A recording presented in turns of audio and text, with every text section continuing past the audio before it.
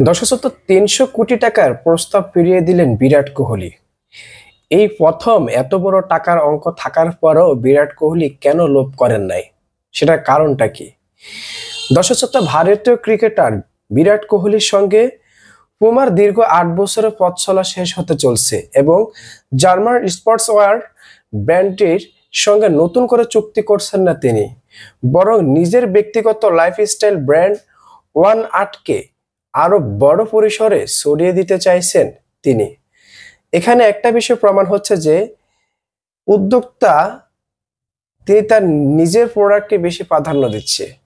আসলে বেশিরভাগ প্লেয়াররা আজকাল বর্তমান যুগে এমন করতেছে, তাদের খেলার মেয়াদ যখন শেষ হয়ে আসে তখন তারা নিজেরা একটা কোম্পানি খুলে অথবা বড় কোনো কোম্পানির সাথে তারা শেয়ার কিনে পরবর্তীতে সেটা তারা প্রচার প্রচারণা চালায়। যেমন সাকিব খান, সাকিব আল হাসান এই ধরনের কাজগুলা করতেছে। 2017 সালের প্রমার সাথে কোহলি চুক্তি হয় 110 কোটি রুপিতে। সেটা ওই সময়কার সবচেয়ে বড় ব্র্যান্ড চুক্তি হিসেবে আপনার নাম হয়।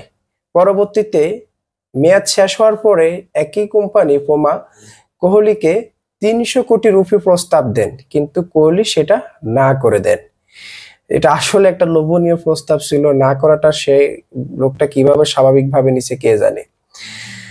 8 বছরের জন্য প্রায় 300 কোটি টাকার বিশাল এক প্রস্তাব দিয়েছিল, তবে কোহলি সেই প্রস্তাব ফিরিয়ে দিয়েছেন। 2017 সালে কোহলির প্রথমবার পুমার সঙ্গে যুক্ত হন।